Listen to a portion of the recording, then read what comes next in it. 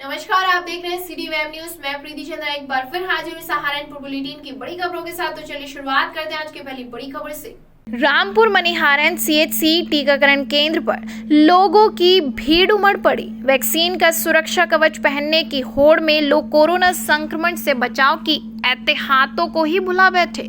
Social distance और mask की अनिवार्यता की गाइडलाइन को दरकिनार कर लोग टीकाकरण कक्ष में घुसने के लिए धक्का मुक्की करते नजर आए। उमस भरी गर्मी में पसीने से तरबड़ लोगों को नियंत्रित करने में पुलिस को भी काफी मशक्कत करनी पड़ी।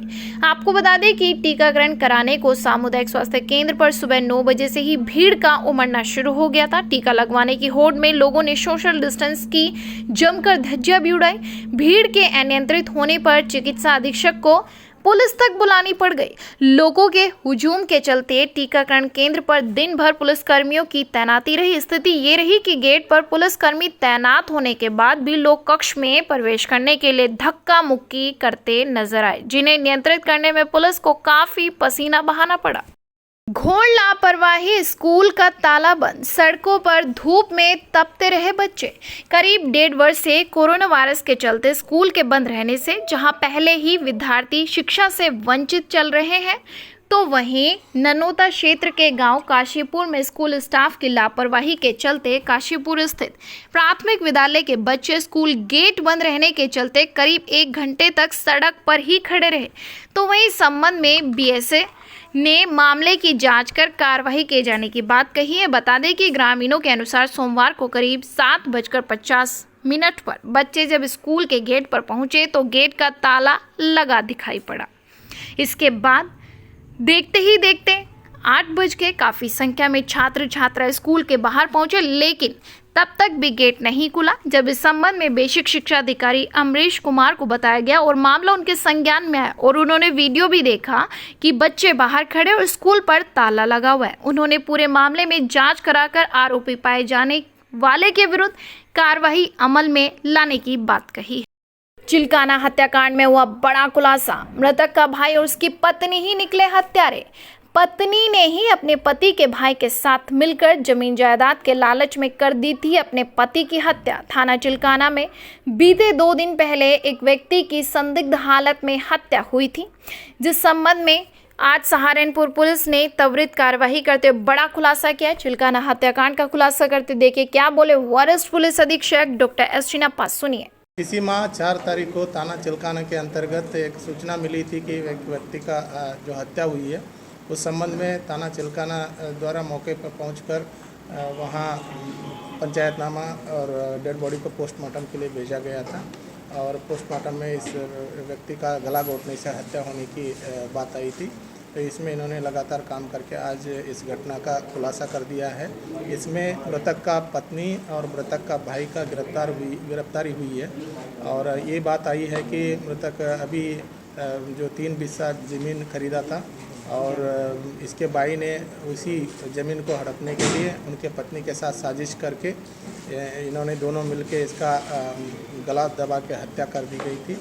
दोनों का गिरफ्तारी हुई है और इन्होंने पूरा घटना कैसे किया है, अंजाम दिया था, इसका बताया है और भी जो साक्ष्य संकलन का कार्रवाई शेष है और दोनों अभियुक्तों को माननीय न्यायालय के सामने पेश किया जा रहा है और मेरे द्वारा टीम को 10,000 रुपये का इनाम घोषित। तो ये जमीन थी, तो ये क्या केवल उसी के नाम थी, उसके भाई का कोई इसमें? नहीं, दोनों का था और कुछ बात ये भी आई है कि मतलब ये मृतक से अपना पत्नी भी थोड़ा सा ये थी, तंग हो गई थी, तो इन्होंने अपना देवर को बताया था कि ये पूरा ज़मीन आपके नाम पे हो जाएगा, तो ये इसी लालच में उन्होंने दोनों ने मिलकर मारे थे। सर, मर्डर का क्या नाम छिपाने की कोशिश की जा रही थी, बता रहे थे? हाँ, ये पहले सूचना मतलब वैसे बताया नहीं था कि वहाँ अड़ोस पड़ोस लोगों के द्वारा सूचना मिल गई थी, तो पुलिस मौके पर पहुंचकर कार्रवाई की थी। सर, केवल ज़मीन का ही मामला था या कोई संबंध होगा जिसमें कोई? हाँ, वो भी है, अभी डिटेल्ड विस्तृत रूप से इसका विवेचना का विषय है, वो भी करा रहा है। Thank you. ग्लोकल यूनिवर्सिटी में शिक्षक दिवस समारोह महामारी के बीच मनाया गया। ग्लोकल यूनिवर्सिटी सहारनपुर ने इस दिन को आज 6 सितंबर को दोपहर 3 बजे बड़े ही उत्साह के साथ शिक्षक दिवस मनाया। पूरे कार्यक्रम को DSW टीम द्वारा सावधानी पूर्वक योजनाबद्ध और क्रियान्वित किया गया था। कार्यक्रम की शुरुआत professor vice chancellor doctor Satish Sharma के भाषण से हुई। फिर कुलपति प्रोफेसर सैयद अकील अहमद ने अपने शिक्षक दिवस के संबोधन में शिक्षकों से प्रायोगिक शिक्षा के माध्यम से अपने अध्यापन में मूल्य जोड़ने का आग्रह भी किया। इसके बाद सैयद अकील अहमद ने भी ग्लोबल यूनिवर्सिटी के कुछ बेहतरीन शिक्षकों को कुलपति प्रशंसा प्रमाण पत्र दिए। इस अवसर पर प्रधानाध्यापकों और विभागाध्यक्षों ने भी बात कही और इस दौरान ग्लोबल यूनिवर्सिटी में एक शिक्षक के रूप में अपने अनुभव साझा किए। छात्रों ने भी अपने शिक्षकों के लिए अपने संदेश व्यक्त किए और शिक्षकों के लिए कुछ उत्कृष्ट गायन भी प्रस्तुत की थी। बेहट विधानसभा के गांव गदरहेड़ी पहुंचे कांग्रेस विधायक का ग्रामीणों ने किया स्वागत। कांग्रेस विधायक ने ग्रामीणों को संबोधित करते हुए कहा कि मौजूदा भाजपा सरकार किसान विरोधी सरकार है और 2022 के चुनाव में ऐसी सरकार को जनता उखाड़ फेंकने का काम करेगी। इस दौरान विधायक निधि से सीसी रोड का उद्घाटन भी किया, जिस दौरान वहां पर भारी संख्या में लोग भी मौजूद थे और उनका धन्यवाद भी व्यक्त किया। देहरादून के स्पेशलिटी चिकित्सक अब मेडीग्राम हॉस्पिटल सहारनपुर में देंगे अपनी चिकित्सकीय सेवाएं। सहारनपुर के मेडीग्राम हॉस्पिटल को उत्तर प्रदेश सरकार द्वारा बीते 15 अगस्त को दिया गया था पुरस्कार। सहारनपुर में स्थित मेडिकल हॉस्पिटल में अब देहरादून में सुपर स्पेशलिटी हॉस्पिटल के डॉक्टर रवि कांत गुप्ता से जानते हैं अब वे सहारनपुर के हॉस्पिटल में किस प्रकार की चिकित्सकीय सेवाएं देंगे। चलिए जानते हैं। करने का एक बड़ा कारण कई बार देखते हैं आप, उसकी इकोनॉमी भी होती है और उसकी व्यवस्था भी होती है कि व्यवस्थावश वो जा नहीं पाता, कह देता है मैं अगले महीने जाऊंगा, अभी तो टाइम नहीं है। अगर ये सुविधा उसको खर्च कम इसलिए कह रहा हूँ कि उसका ट्रैवल का खर्च बढ़ गया और सबसे बड़ा समय बच गया, उसके साथ जिसको जाना था उसको समय बचा दिया। तो अगर वह सुविधा वह विशेषज्ञता की जो एक परामर्श है वो यहाँ मिल पाता है और कुछ जांचें जैसे डॉक्टर रविकांत गुप्ता ने बताई बेसिक जांचें भी उसकी यहाँ पाती है, तो आप देखेंगे उससे खर्च अपने आप ही 1/3 रह जाएगा, क्योंकि काफ़ी कुछ खर्च का बड़ा भाग जो अस्पताल में खर्च होता है उसके अलावा उसका समय जाया हुआ, उसका आने जाने का खर्चा हुआ, जो परिवार में काम रोकना पड़ा वह भी एक बड़ा खर्चा होता है। उससे एक तरीके उसको ज़्यादातर जो लोग हैं वो आयुष्मान पर निर्भर है आज के समय में, तो क्या आयुष्मान में भी इसका ट्रीटमेंट होगा? जो आयुष्मान योजना है ये एक बहुत ही जिसे मैं कहूँ एक दूरदर्शिता भरी योजना है। अगर आप आज की तारीख में देखें तो लगभग 20 करोड़ लोग पूरे देश में या 20 करोड़ से थोड़े से ज़्यादा लोग पूरे देश में आयुष्मान से आच्छादित हैं। लेकिन ये जो चीज़ें हम लोग पहले से ही प्रतिबद्ध है और आपको मालूम है, शायद अभी आपको जानकारी होगी, 15 अगस्त को उत्तर प्रदेश सरकार ने मेडीग्राम को पुरस्कृत किया इसलिए कि हम लोग क्षेत्र में सबसे ज़्यादा आयुष्मान में कार्य करते हैं, इसलिए पुरस्कृत किए हैं।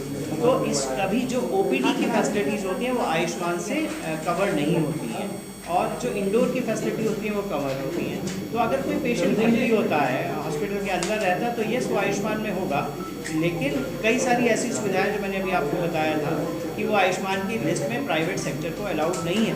तो जो अलाउबल सुविधाएं जिसके विशेषज्ञ हमारे पास है पक्का वो हम आयुष्मान से करेंगे, उसमें कोई बात ही नहीं है, वो तो हम पहले से प्रतिबद्ध हैं। वहीं इस दौरान मेडीग्राम हॉस्पिटल के चिकित्सक ने बीमारियों को लेकर क्या कहा, किस प्रकार से हमें सावधानी बरतनी चाहिए, चलिए जानते हैं। Max super speciality hospital Dehradun का मेडिकल डायरेक्टर और डायरेक्टर गैस्ट्रोएंटरोलॉजी डिपार्टमेंट। सर यहाँ पर मेडीग्राम में आप अपनी कौन सी सुविधाएं दे रहे हैं और किस तरह से देंगे, क्या रहेगा? मुझे बड़ी खुशी है कि मेडीग्राम के साथ मैक्स हॉस्पिटल का एक सिनर्जिस्टिक रिलेशनशिप बन रहा है, जिसमें हम गैस्ट्रोएंटरोलॉजी, जिसमें पेट से रिलेटेड यानी उसमें लिवर, पैनक्रियास, बड़ी आंत, छोटी आंत, इसोफेगस, इन सारी बीमारियों का मतलब कंसल्टेशन होगा, परामर्श होगा और उसके बाद उसमें डायग्नोस्टिक एंडोस्कोपीज भी यहाँ पे होंगी। और दूसरा स्पेशलिटी है कार्डियोथोरेसिक सर्जरी, जिसमें हार्ट की सर्जरी होती है। डॉक्टर रवि कुमार सिंह उस चीज़ के लिए आया करेंगे। ये फैसिलिटी एक बार हम शुरू करेंगे जिसमें 15 दिन में एक बार दोनों स्पेशलिस्ट आया करेंगे और जैसे जैसे काम विकसित होगा उस तरीके से फिर उसकी फैसिलिटी बढ़ा भी दी जाएगी। आपके मन में ये ख्याल कैसे आया कि देहरादून जैसे सिटी छोड़कर सहारनपुर में ये अपनी सुविधाएं देने का? मेरे ख्याल से ज़्यादा है ये मेडीग्राम का ख्याल था कि यहाँ पे इस तरीके की सुविधा उपलब्ध नहीं है, तो हमने सोचा कि कोई दिक्कत नहीं है, बहुत दूर नहीं है और हमारे स्पेशलिस्ट ट्रैवल कर सकते हैं 15 दिन में एक बार, तो इसलिए फैसिलिटी यहाँ के लोगों को मुहैया हो जाए, उससे अच्छी और क्या बात हो सकती है। अभी भी क्या डॉक्टर साहब आपको लगता है कि इन चेकअप को लेके लोग जागरूक नहीं है और उनको कराने चाहिए? हाँ, बहुत जागरूकता नहीं है। मैं आपको एक सिंपल सा एग्जांपल देता हूँ कि लेटरिन में ब्लड जा रहा है, हर आदमी यही सोचता है कि ये पाइल्स की वजह से है, बिना उसकी जांच किए। या आपको सरप्राइज होगा जान के कि कम से कम 10% लोगों को ऊपर कैंसर मिलता है। आप 100 आदमी को अगर रेक्टल ब्लीडिंग हो रही है, लेटरिन में ब्लड जा रहा है, उनमें से मान के चलिए 10 आदमी को कैंसर की वजह से ब्लीडिंग हो रही है। उसको हम पाइल्स समझ के डिले किए जाते हैं, और जब 3, 4, 6 महीने, साल भर के बाद में उसका पता चलता है, तब तक बहुत लेट हो चुका है। तो अगर सही समय पे चेकअप करा लिया जाए तो क्या इलाज संभव है? बिल्कुल 100% संभव। राष्ट्र के निर्माण में युवाओं का सबसे बड़ा योगदान। वीर युवा संघर्षवादी संगठन के अध्यक्ष हर्षित प्रधान ने राष्ट्र व देश के निर्माण के लिए युवाओं का सही मार्गदर्शन करने का आह्वान किया। संगठन के अध्यक्ष हर्षित प्रधान ने कहा कि भारत में 65% आबादी युवाओं की है। राष्ट्र निर्माण के लिए अगर युवा संस्कृत, सबल और प्रत्येक क्षेत्र में आगे बढ़ने का प्रयास करे तो वह दिन दूर नहीं जब 2035 तक विश्व का सबसे शक्तिशाली व गौरवशाली देश बनेगा। वहीं आपको बता दें कि उन्होंने ये भी कहा कि युवाओं को रोजगार, शिक्षा व सही मार्गदर्शन करे तो राजनीतिक, सांस्कृतिक, सामाजिक शिक्षा का बोध भी कराएं। इससे युवाओं में अच्छे संस्कार पैदा होंगे और आगे चलकर देश का नाम रोशन होगा। इससे पूर्व युवा संगठन के सदस्यों का फूल मालाएं पहनाकर जोरदार स्वागत किया गया। इस दौरान 200 से अधिक युवाओं ने संगठन की सदस्यता भी ग्रहण की। संस्कार निधि के द्वारा साहिब श्री गुरु ग्रंथ साहिब जी के प्रकाश पर्व के उपलक्ष्य में नगर विधायक संजय गर्ग के आवास पर गुरु ग्रंथ साहिब जी का प्रकाश पर्व का कार्यक्रम बड़ी ही श्रद्धापूर्वक मनाया गया। धार्मिक कार्यक्रम की शुरुआत श्री सुखमणि साहिब जी के पाठ से गुरु सिंह सभा की महिला सत्संग सोसाइटी द्वारा की गई, जिसके बाद छोटे छोटे बच्चों ने कीर्तन का पाठ पढ़ा। उसके उपरांत भाई मनिंदर सिंह वेलफेयर सोसाइटी के द्वारा गुरु साहिब की वाणी का गुणगान किया गया, जिसके बाद हेड ग्रंथी ज्ञानी वीर सिंह ने अरदास करके कार्यक्रम का समापन भी किया। इस दौरान आपको बता दें कि संगत ने गुरु का अट्टू लंगर का सेवन भी किया। कार्यक्रम का संचालन डॉक्टर MP सिंह चावला द्वारा किया गया। इस मौके पर हरचरण सिंह बेदी, अभिषेक टिंकू, अरोड़ा पार्षद, सनी बग्गा, गुरविंदर सिंह बजाज, जतिंदर सिंह व अन्य लोग शामिल रहे। रामपुर मनिहारन में कोरोना वायरस के साथ बुखार से पीड़ित मरीजों की बढ़ती संख्या को देखते हुए नगर पंचायत ने नगर में सफाई अभियान चलाया।